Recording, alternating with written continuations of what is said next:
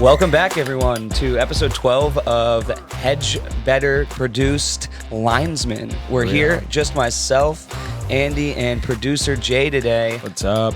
I know what everybody's saying. Where's been Nick? Where's Nick? We gave him a little shout out for his health last week. Now he's just kind of resting it up. He's still on the mend. Don't worry, you will all get his picks again soon. He'll be back next week. His coveted picks. His coveted picks. The boy did pick Italy. He's been riding a hot streak since the beginning. So we'll see if he can carry that through into the Olympics here for everybody else. Make sure that you guys are also winning money with them. The boy did cash out last week. So that's the only shout out you're gonna get in the episode, Nick. So the rest of this is gonna be me yelling at you. So we're gonna start off today with a little bit of that Copa recap. So we had two tremendous finals over the weekend.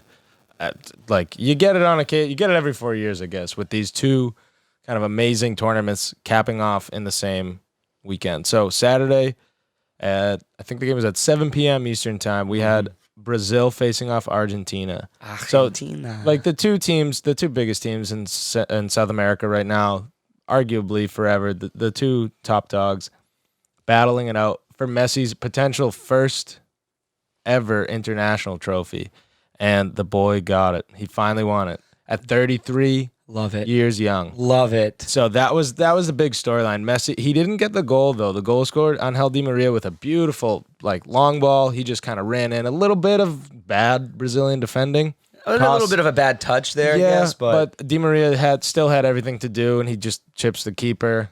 Beautiful goal, 1-0. And then they had to ride out a storm, a Brazilian onslaught. They were bringing the heat. They were making chance after chance. It was there was blood on the field at one point. Neymar's shorts got ripped apart. Oh no! It's surprise. It's classic South Americans just battling each other in a final. And Argentina's always known for their just dirtbag defenders. I don't know how bad they were. Really, I can't say they were as bad as that Di Michaelis kind of era. Because they just rip you down. They don't care. They throw elbows. It was that kind of game where they were getting physical. 5 yellow cards on them. Yeah, 41 fouls. That's a good amount. 41 fouls makes it a slow game, especially for the Brazilians. The Brazilians who really feed off that pace, attack, counterattack, running at full speed. It's when everybody's fouling you. You can't do that. Yep. I'd just like to say that I was the only one there riding with my boy Messi. Yep. Even though he wasn't necessarily the reason why they won this specific game. Yeah. He really was the fire that brought them there. Yeah, I think it's like we were talking about it in this whole Euro run for Denmark, that they're playing for Christian Eriksen. Everybody's playing for Messi on this national team. I mean, the guy left because of criticisms. And then they realized that the modern Argentina relies on Leo Messi. Without Leo Messi, they're not a team. They're not. No, they're just a run of the mill international squad. I mean, Di Maria is a nice piece out there. Obviously, they have playing great with players, them. There's some other guys, but when you have Leo Messi, and he's different in your player pool, and you're not bringing him. I'm different. I'm different. Yeah, no. So he's the guy that they wanted to because. 3 Copa America losses. He lost a World Cup final.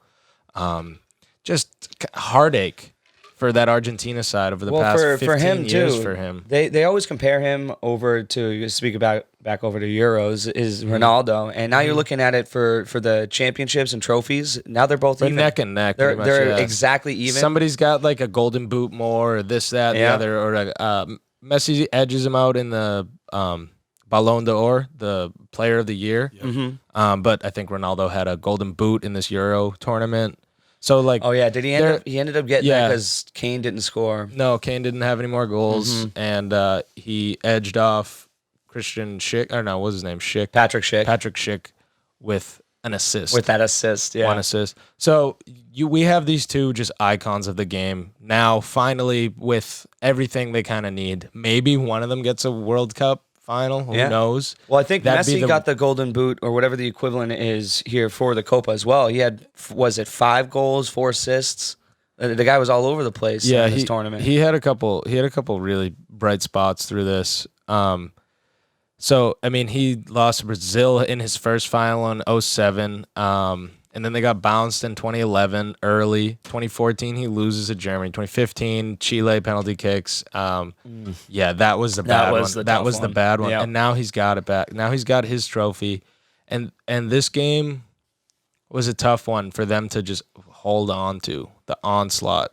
It was a really bright defensive performance where they didn't really they weren't always organized. They weren't always the best team through this tournament defensively, but they looked really, really good. I mean, especially with Neymar playing the way that he was too. Yeah, I think that was one of the big things we talked about last episode was just Neymar's almost playing better than Messi. Like they were just playing at such a different level. Yeah. You're like, all right, well, we'll kind of go with the young guy who's got more talent surrounding him. Yeah, he looked like he was unstoppable. Yeah. I mean, it literally took like him to get his shorts pretty much ripped off at one point to defend a goal, but they did it. They did it, and it was impressive. It's tough too because I mean, you score the goal in the 22nd minute. I mean, that's now you're in defense mode that whole time, and you see a lot of teams kind of crumble underneath that. You lose a little bit of that aggressive edge, and you're kind of just sitting there like, when's the other shoe going to drop? You're just almost waiting for it. You get a little bit tighter. You get a little bit more, I don't know, nervous on those lines, trying to play people off sides. Yeah. You're more worried about staying on your man versus what it is that you actually had. So I think that was good for them to see. Would have liked to see Messi get a goal or even the assist. Yeah, in that I don't know too. if anybody that saw this game, Messi. I was talking with my dad. He said he blew it. He choked. He had a beautiful pass come to his feet on his favored left foot. Kind of, I don't know, 70th minute later in the game. He took a touch. He looked up. He took another touch. Takes another touch that just gets away from him. I don't know why. He was wide open. Take the one you need to open it up and just rip it. Just laser it. Like you're why are we trying to get cute in this Copa America final? And honestly, if it came down to him in that moment, if that was the game, he fucked up. Yeah. And that's exactly right. But no, yeah, that's exactly what we're saying though. In those types of moments, like when you already kind of have that, say they hadn't scored yet. Yeah. I imagine that he probably rips that in there though. Like I don't think he takes the extra touch. I don't know. But I don't know if that was the case. Have that. People would have been eating him alive. And I mean that is the talk too. Like that's kind of what they say is like for how great of a player he is, like he has that choking in him. International finals for some reason. It's weird. Just he's not the same guy. The pressure is different from Argentina. I mean, I think he knows too that like what the Argentinians expect of him is way too much. It's way overblown. He has pressure at his club team Barcelona, but in Argentina, it's too much. I mean, he left the national team. Yeah. So for him to finally kind of vindicate himself, get this trophy, it was huge. It was awesome to see. That's unreal for another huge shout. Another pretty much reason why Argentina wins is their keeper. He played out of his mind. He had a wicked good game. The defenders played well, but Romero in the back was sick. So he made a great save way late at the end off a set piece. Somebody just lasers a volley at him, and he just makes a clean save. Yeah. No kind of ifs, ands, or buts. So it was good. It was good seeing those back three playing. I think I maybe misspoke. Double check. Martinez is who you're talking about. Yeah, Romero's the center back. Yeah. I'll correct you, big guy. Thanks, man. I got you. Yeah, sick game, 6 saves. He was a beast. Yeah, you can see too just the style of play that they had there. You know, just in general was real back heavy just the whole time. You know that the Argentina, like they needed to have an extra defender back there just because of that type of attack that as you mentioned. When Neymar's running full speed at you, you need help. As much as possible. Yeah, so it's a good game. Great win for Argentina. Great win for Messi. Yeah. Started my weekend off pretty hot. I was feeling good. Going in, I'm like, all right, got one under the belt. Now all I need is England to carry me in, get that win. I can come back and be like, suck it. How'd that one go? Yeah, that one went. It went. It was feeling good. I'll tell you, I showed up at Nikki's house to watch the game. I was about 10 minutes into the game. So I left my house right as the goal was 3 minutes in, and I go, oh boy, this is exactly what the doctor ordered. England getting that early goal so they can just play that tight defense and just kind of not have to worry. They don't have to press or be aggressive. It was early, 2 minutes. In fact, 2-3 minutes. Was that too early? I almost think that it was. You could see right away they took their foot off the gas pedal like real early, and I think that changed it up. The second half, you saw them coming out a lot hotter. Like once it was tied up, that's all of a sudden when you saw their chances again. Urgency back. Yeah. Sterling was non-factor for almost this entire game. You just did not see him. And that's really who's streaky. That's who's really been, a big spark plug for them. At least putting that pressure on the back line of the other teams, with his speed. But in this, it wasn't that at all. It was Luke Shaw. I mean, it was his show the whole day. I think he was probably the best player on the field. He and Phillips there in the midfield. He kind of played back in that little 5 position for them, and it really worked out. I think that I saw that he had the most ground covered for England throughout the whole Euros. He was hustling. He was all over the place defensively in that game, just really saving almost every big opportunity that Italy had because they possessed the hell out of that ball on them. Yeah, they were pressing. They were. They looked it was totally just like you said. On the ball. They played it exactly that way too, where even when it was in England's feet in the back line, they were pushing. I mean, Insigne was up front. He's trying to steal the ball from you. Even if you're just going around, it was press. And it was one of those games where it seemed like England was just going to hold on. They were just playing such smart defensive soccer. Yeah, too much for the Italians to take. And I was watching it with G, who was on with us last week, and Nick.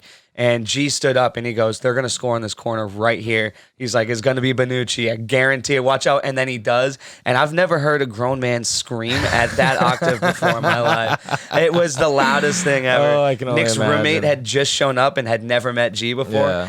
G's like, "I'm sorry, I'm not usually this loud." I'm like, "Who the fuck are you lying to, boy?" It's the loudest man in the world. No, but that's to call that they needed a set piece. Yeah. A set piece was what was going to set this game apart for the Italian, because it didn't look like in the run of play they were making change. They were running after them and doing this and that and the other, but it just looked like England was just too much. And then that set piece, we were watching some of those replays.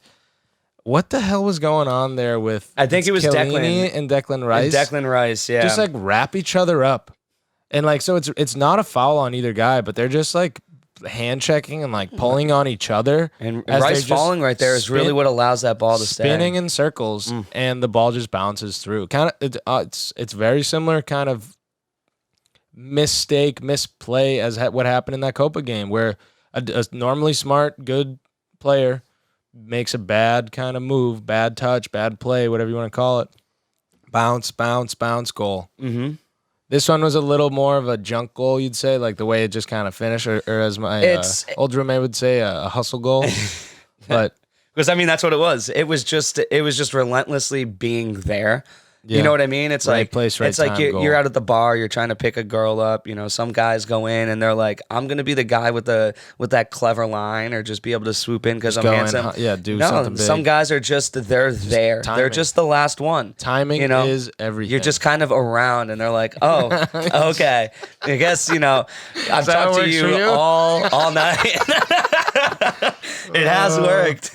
It's just death by just 1,000 little strikes, just little cuts, and hanging around. And eventually they're like, "All right, man, enough. You wore me down." So that's what it was. I mean, did you feel at any point in time that England were really going to be dangerous to add more goals in this? Oh yeah. I think right there at the end of regulation, they had another couple really good opportunities. Yeah, that was the only time they played like attacking after the second minute. And that's kind of been their thing throughout the whole tournament, though. They kind of did that, like they're defensive minded, and if they get that early goal, you see them kind of pull back a little bit. And as I was saying before, like what the way that they were going to set this up, who was going to be playing. Yeah, I knew he was going to be leaning on the old guys, and like I knew Trippier was going to get the start. And you knew that it was going to be a midfield, like defensive battle where you're waiting for that one opportunity somebody to make that mistake. And just a moment. That's what happened with Declan Rice, and that's how Bonucci was able to kind of sneak in that like third rebound. Yeah, it was like a shot, then like a pass, and it bounced off. It was how Harry Kane in the beginning, right? The game's still kind of young, and Kane puts a great through ball up to Trippier, and he puts a perfect ball on the backside, left post to Luke Shaw, who, congratulations, brother. That's your first international goal ever. A beauty. And it was sexy. In the final. Perfect touch, ball came down, and he rode it into the inside of the post, just squeezed it in there. And they left him unchecked, and that was it. They left Trippier way too much space on the right side. Nobody even checked their back shoulder to see who was behind them. They see Kane in the middle of the field with the ball, and they're like, that's who we have to watch. And Kane did what he's been doing this whole tournament. Just beautiful feeds. He was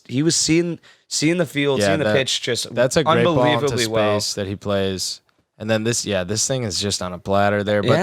But the English team kind of overloaded the box there, and there's 3 Italians just watching around. Finally, Chiellini turns around when it's way too late, as he's 15 yards away, and the ball just lands in the back of the net. And the unlikely man, Luke Shaw, absolute beautiful placement.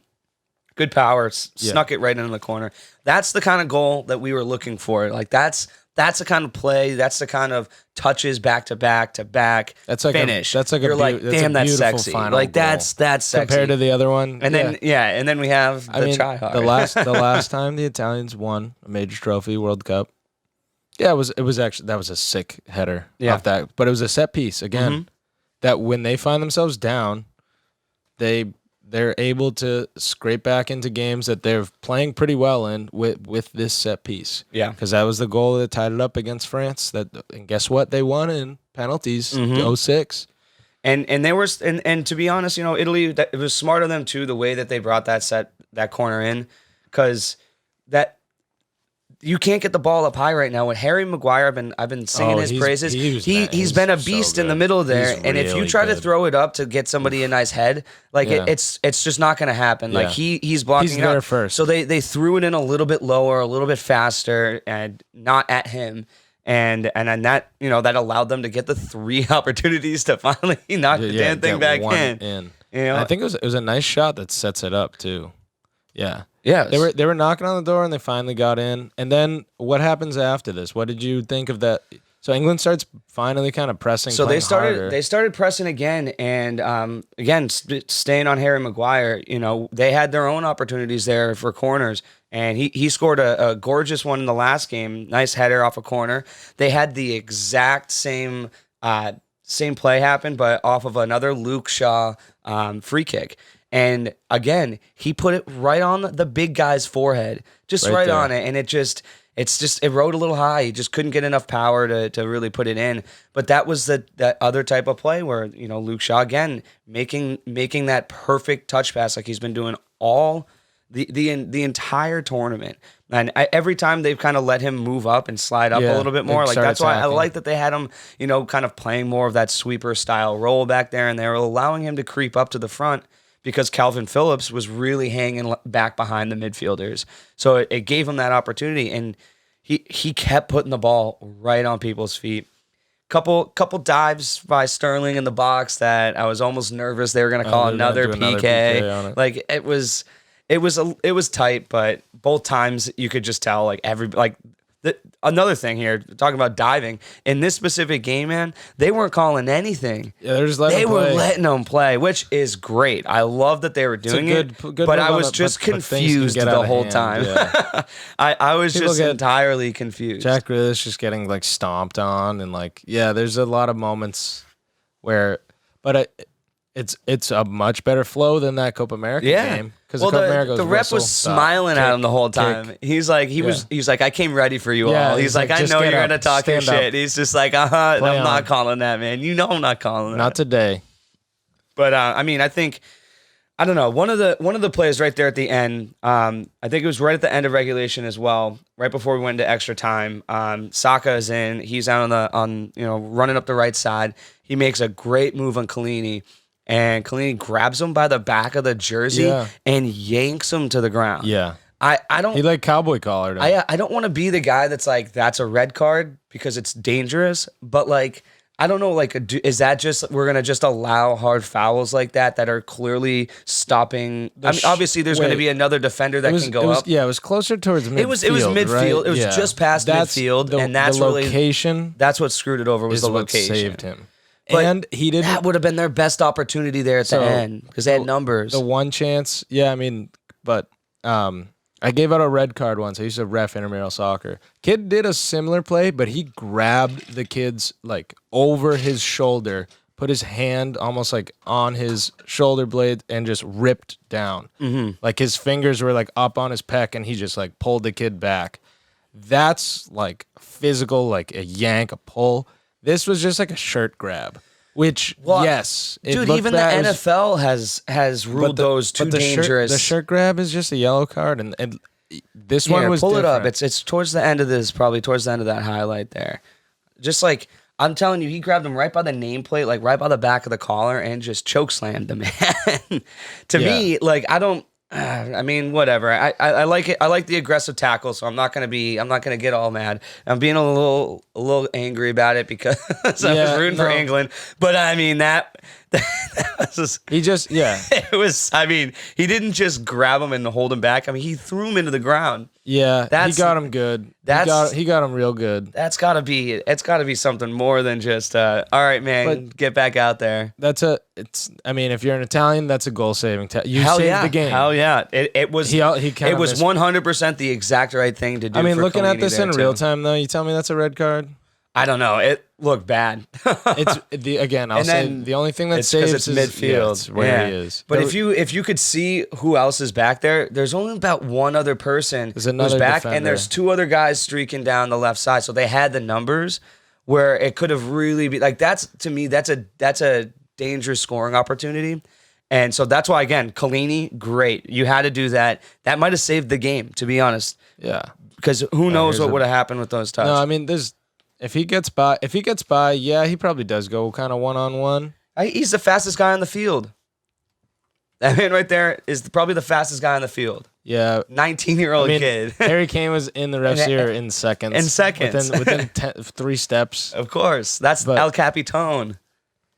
So it was the smartest play, and I think that's what we're talking about. Where England was really pressing them is they didn't make substitutions until super late. Yeah, that's what super late compared to other games. It took so long for Jack to get in, commit their subs. It was second. Was it second half of extra time, or was it just in extra time? Let's see the exact time.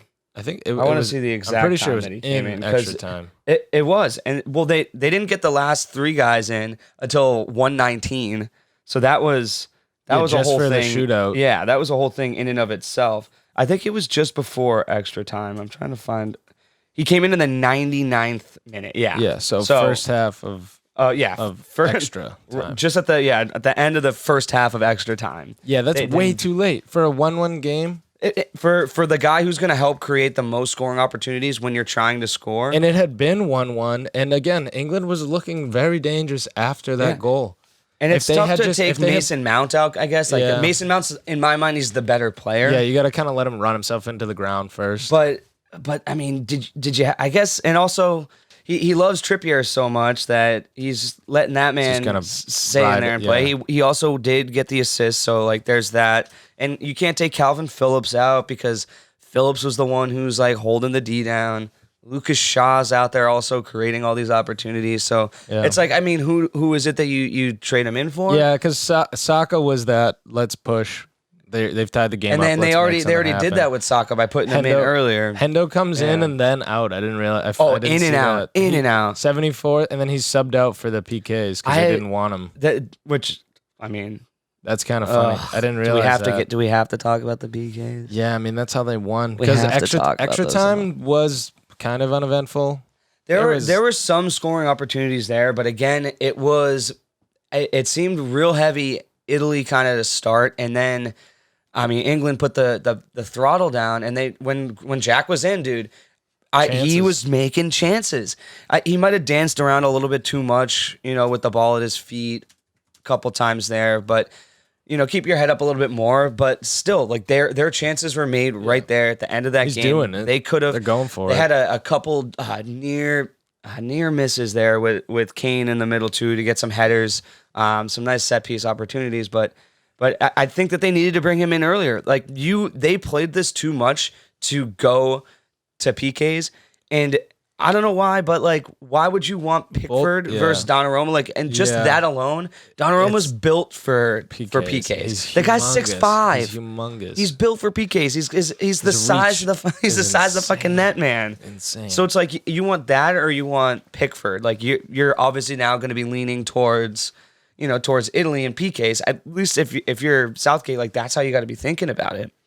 And then I don't know, like who do we blame for those misses there at the end? Like who's to blame? Like obviously the players, they missed the shots. Yeah, it's just mistakes. You can't do it. It was 2 in a row that were shot the exact same spot with literally no effort. Like just the softest, no power. They just knocked it to the right side. Because one was a stutter step where he thought it was just gonna send the goalie the wrong way. Yeah, which doesn't always work. What worked for Rashford there. He sent him the wrong way. He had the whole left side open, and he fucking missed. Yeah, he missed. I've missed penalties. It's not that. No, not that. I can't that's Rashford's thing, though. Like Rashford is the guy that takes penalties. I think he had a quote today where he's like, "I honestly couldn't explain what happened there." He's like, I can make these shots in my sleep. Like, I'm built for penalties. I said, bring me in. I'm here for the PKs, coach. Yeah. And he's like, I won. I beat him. He's like 100 out of 100 times I'm putting that in. He came in. He's like, for some reason that didn't work. Oh man. But if you're Sterling or if you're Grealish, if you're one of those guys, are you not taking that away from Saka? The 19-year-old kid, you're putting the 19-year-old kid as the last opportunity to continue? Save the game.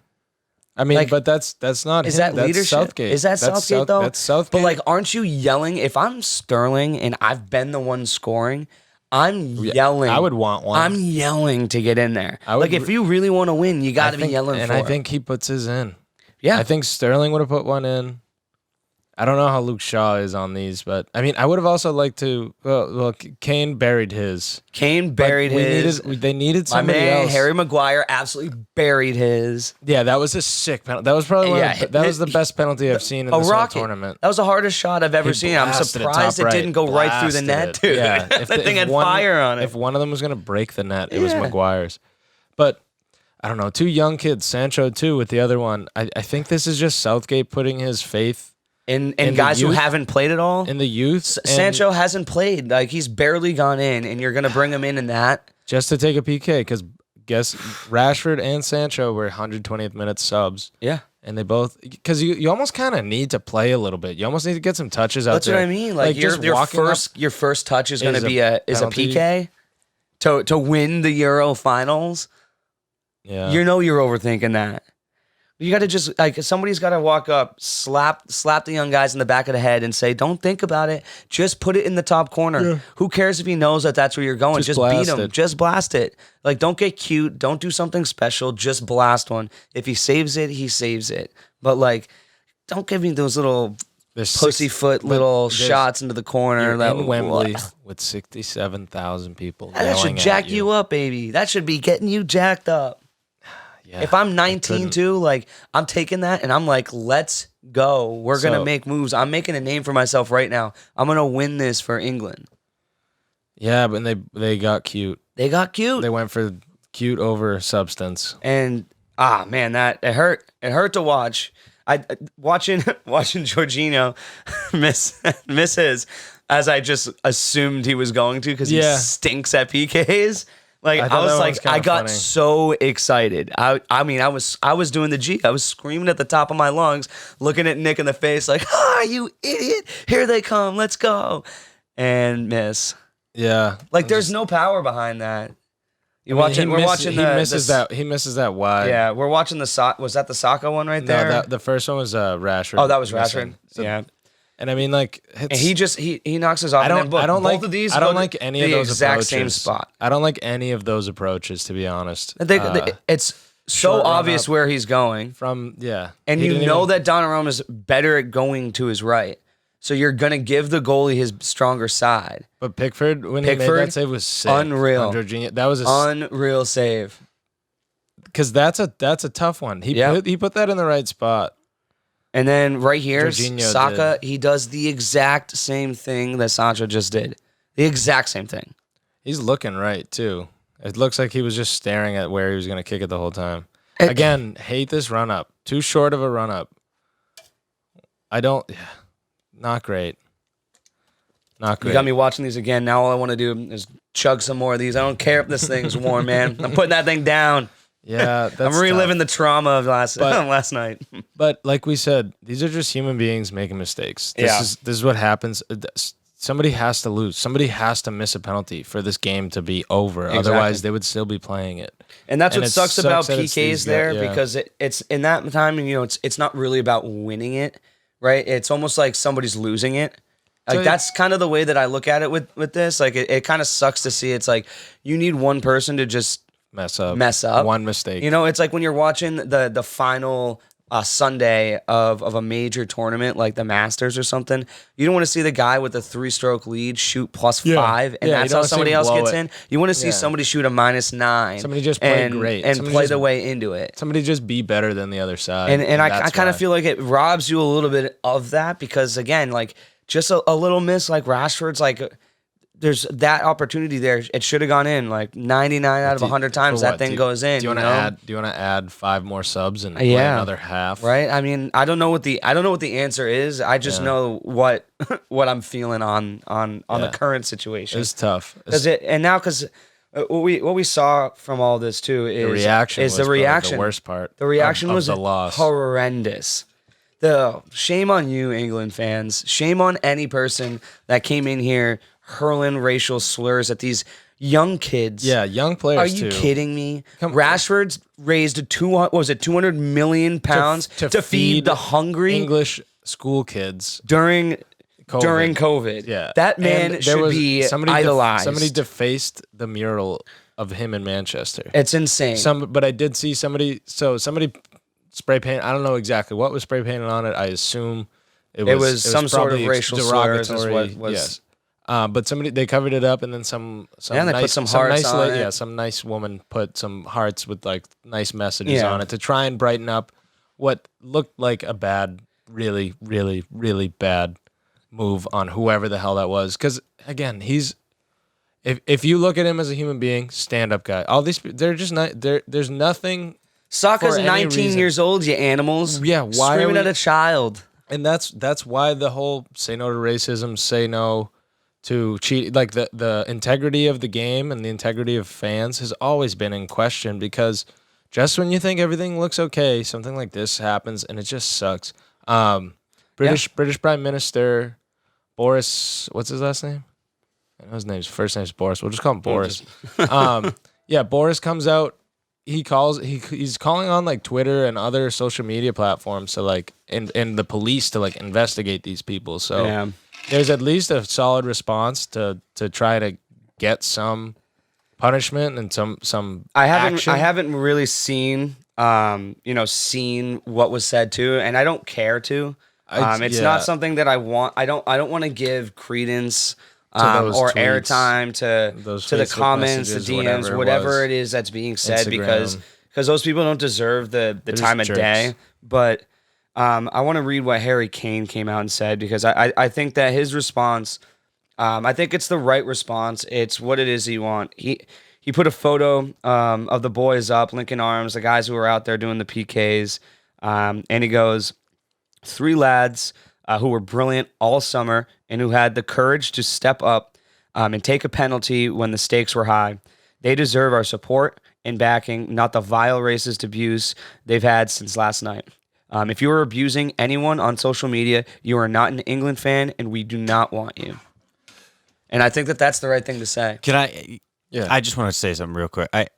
Just about that comment. So I think the sentiment is correct, but I'm also the way he comes out and says it, like these three guys, like he's like everybody be nice to these three guys. Like, I mean, if you scored another goal, you wouldn't have gone into like PKs or like it's still a team sport. So like, don't make it seem like it was these three dudes' fault, but be nice to these three dudes because the three dudes are the reason why they're the ones. Yeah, they're the ones getting the hate though at the same time. Oh no, for sure. There's other black players on the team that are not getting. So it was three. It was three black guys. Three black players, black players that all missed penalties. I thought it was just three people who missed penalties. I didn't realize all three black young black players. So it's just an unfortunate coincidence, and England is using it exactly as a scapegoat, and it went very, very heavy. Like racist against them. Boris Johnson is the Boris Johnson. Yeah, I knew his name was Boris.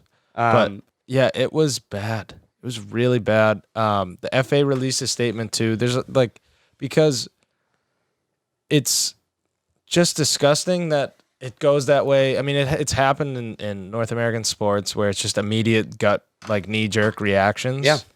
But over the course of and especially, I don't know, it just sucks that it's kids, young players, people that made a mistake. What do you want? You think you're going to go and bury a penalty kick? Mm-hmm. And you're going to be mad at them? Are you going to not root for them in 4 years or in the World Cup when these exact same young kids come in and try to win this tournament for you? It's fucking sport, dude.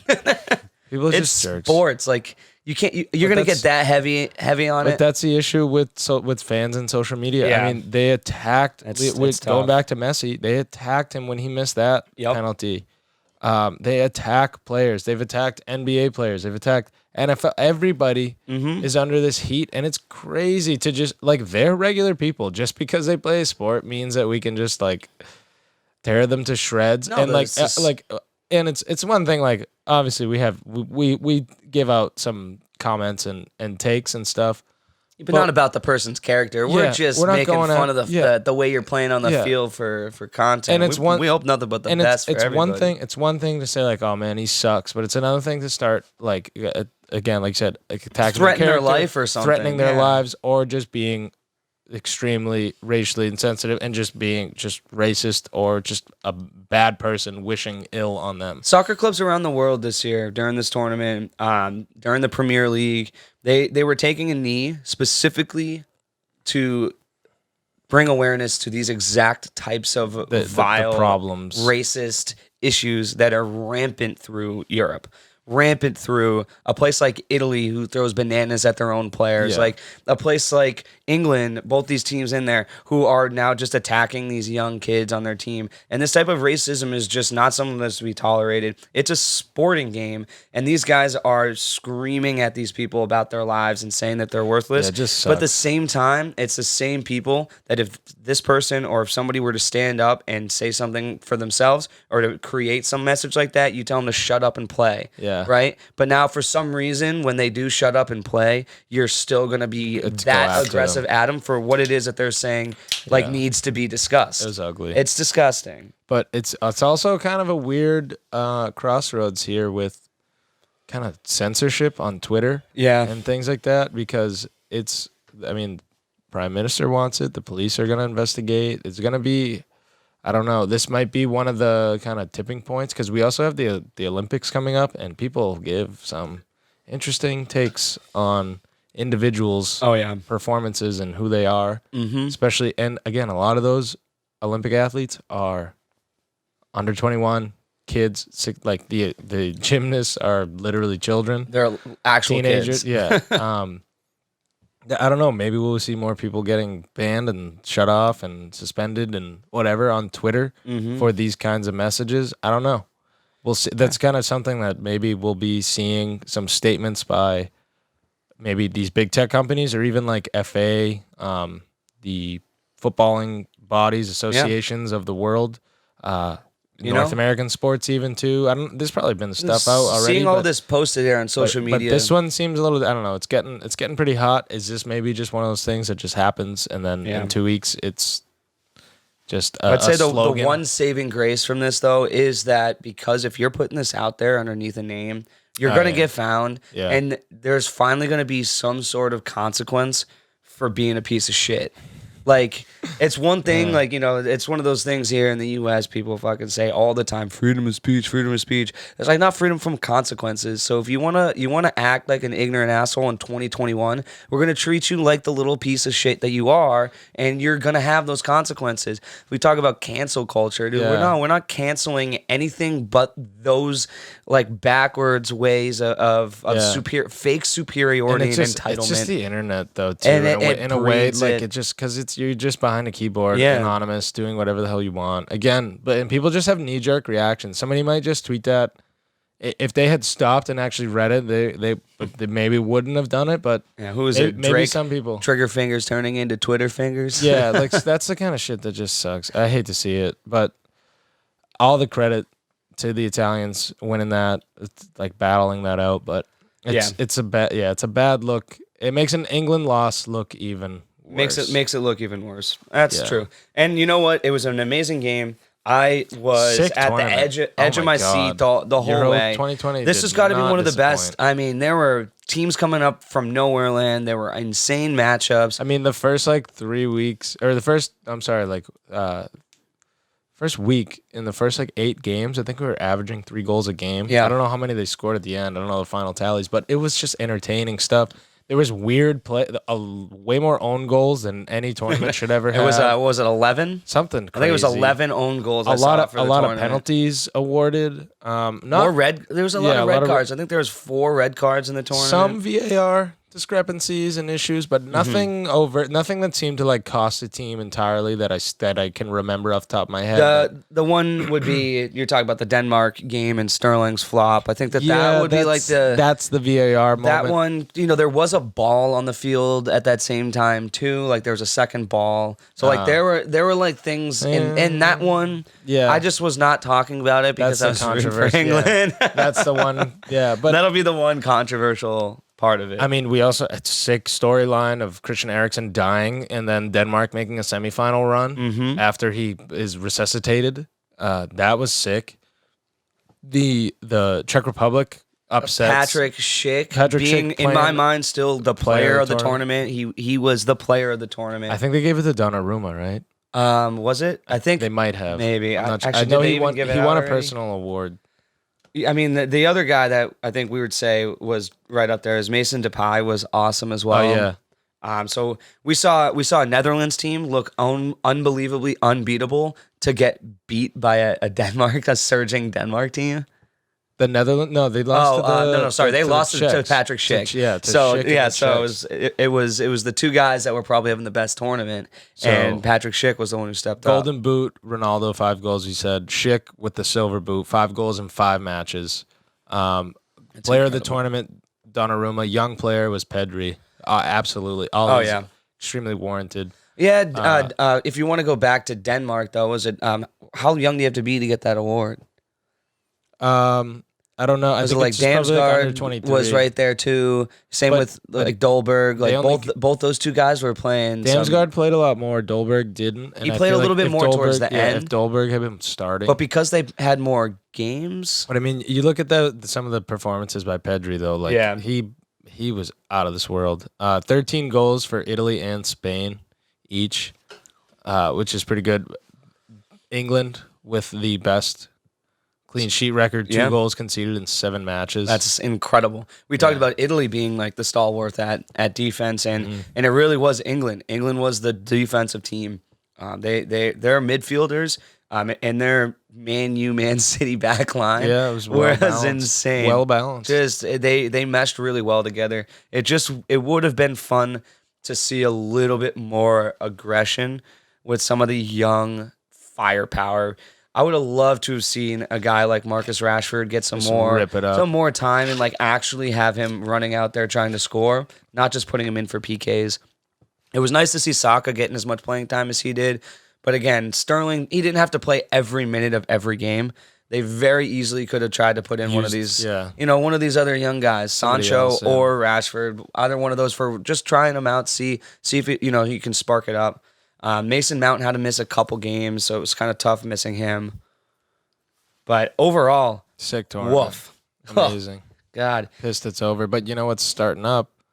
True. Soon we have the Olympics. Yeah, that's what's going to be it for me. But for right now, ladies and gentlemen, we have what is called the Gold Cup, which apparently my co-host and our producer are not as familiar, which makes sense. I'm just like, I've just been so tuned in right now with my buddy who's from Uruguay talking my ear off about Copa. Watching that, seeing Messi get it, and then this Euro, I had England winning the whole thing. I was kind of feeling myself a little bit, so I was tuned in, and I was just neglecting everything else. I wasn't even watching the Red Sox dominate. So that's my favorite team. This CONCACAF Gold Cup is essentially the equivalent tournament as we just watched happen in Europe, as we just watched happen in South America. It's CONCACAF Gold Cup, so there are 4 groups of 4 that make it up. The top 2 teams advance. We have teams, obviously the big dogs, USA, Mexico. Canada's making runs. Jamaica made a final. The last one that was played, I believe. Jamaica made the final. But then you just have we even have a guest team this year with Qatar. The Copa also usually has a guest. It's usually an Asian Federation team. Again, same thing with this one. It's Qatar coming in. But it's going to be down to Mexico, USA, most likely. Both won last night. USA not as convincing. They beat 1-0 is what I saw against Haiti. Haiti 1-0. New England Revolution's Matt Turner with a clean sheet, though, which was nice. A nice little cap. But like a team like Mexico, they played the... Hold on, let me just double check here. So they played Guatemala and won. And I think, who was it? My dad's feeding me false information. Mexico. So I thought Mexico. I thought you were calling me dad. No. My father was talking. My father was watching the games Andy, last night. what's going on, baby? No, easy, bud. My dad was watching the games last night. He was telling me somebody beat the hell out of El Salvador, but maybe that was a prelim. Anyways, so we've got the USA have played last night. Guatemala, El Salvador is coming up soon. I think tonight, in a couple hours. Canada beat Martinique, the big win, 4-1. So we're just we're watching the USA, hoping that they take it. Jamaica's beating Suriname. So we just have some of those random little island teams. Martinique, Guadeloupe, Suriname, Grenada's in there. Like I said, Qatar, Honduras, Panama, Costa Rica. So we got a nice smorgasbord. Sometimes you can see Costa Rica making a run. You can see Panama making a little bit of a run. Trinidad and Tobago looks like they got a nice draw against Mexico. That's a good point. That's a good point. And then they can take they were the ones that knocked the US out of the running last time. So they got a couple wins they can get in there. So yeah, the next game for the US is going to be on Thursday against Martinique, and then they'll play Canada, which is probably the better of the group games coming up on Sunday, July 18th. So coming up the rest of this week, and then we'll be getting into the Olympic tournament. Yeah, they start up the 21st. Yep. So we're a few days away from that. Next week we'll definitely. I know Nick's going to be coming back in hot and heavy. The triumphant return. Talking about how ridiculous his Man U team's going to be with all these transfers. Oh yeah, we got some transfers, especially with Varney potentially coming over as well. Although his boy Sancho just shit the bed there. Yeah, Same with Rashford. It sucks. I hate 120th minutes. So I like when you sub in a goalie. If you're like, this is the goalie we want for the PKs. Yeah, I'll take that. But if you want a guy to take your penalty shots, put him in the halftime of extra time. At least let him run a minute, get some touches, get comfortable. Shoot, maybe he's gonna score. Maybe he'll score the goal, and you don't have to go to penalties. I didn't like that. Nope. And like I said last week, if England can pull this off, I would rank Gareth Southgate as a genius manager, everything, like just absolute wizard. And the wizard failed. Yeah. He stumbled at the finish line. He was afraid to pull the trigger. That's really what it was. I think he was just afraid to pull the trigger. He put out the guys who were his guys, and that's what he did. Yeah. And he was afraid. He was afraid to pull it out. Another thing I wanted to put out there for everybody is we did just put together a nice little Instagram account. Follow us on the internet. It's the Linesmen _HB. As you know, we are produced over here with producer Jay and Hedge Better. Better, yep. Who there was a little betting action on the side. I guess a parlay that didn't pan out, but producer Jay had the Italians winning in the shootout.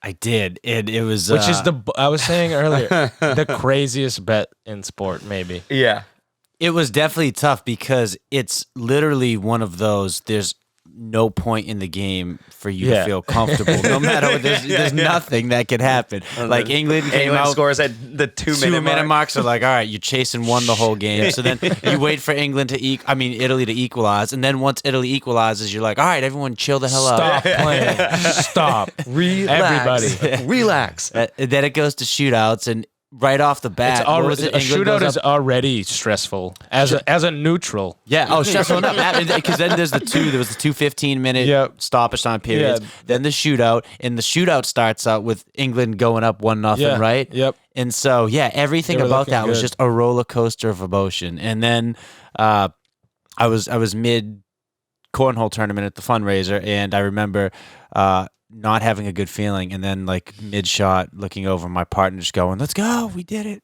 Yeah, we pulled it off. The bet. There it is. Not the game, but yeah. If the Bucks could have just sad note, the other leg of the parlay was Bucks to cover the first quarter -2. And against the Suns? The Suns, the thing is, they smoked the Suns in every other quarter, but the first one they decided to come out flat. That's how it goes. Yeah, it was the ultimate roller coaster because even after winning, I still lost. Well, it's nice to see you back on the wagon. Hey, like they say, everybody's even on Monday. Everyone's even on Monday. Oh, shoot. Yeah, so again, hit us up on Instagram. Let us know kind of what you guys want us to talk about here during these next couple weeks. You know, we'll have some time to kind of chirp it out. If you want to hear me scream about why momentum's not a thing in sports, let me know, and I will gladly scream about it. Possession's the most useless stat, you say. The Linesmen _HB on there. You can also find specifically on Instagram. Yep. I don't think we have a Twitter going. Not yet. But on there, you can also find the link for Hedge Better. Go and check out the website. It's up. We are going to be trying to put together a little tournament. I've been teasing this the last few weeks for Premier League, where you guys will be able to bet against the podcast. The winner will it'll be determined at a later date what kind of prize we can get out there. But we will be using Hedge Better, so log yourself in, sign in, send us some messages about what you think about the actual thought process. Maybe if you have some good ideas about how to do, you know what, we'll take them, we'll put them together. What your picks are, maybe we get a fan pick thing going. We can get a little fan pick. Whatever it is you want to do. We'll put up some polls on Instagram. You guys can let us know. Get engaged, hang out, and just keep tuning in. So otherwise, I think that's it for us. We are the Linesmen. Ladies and gentlemen, you have a fantastic day. Later. So long.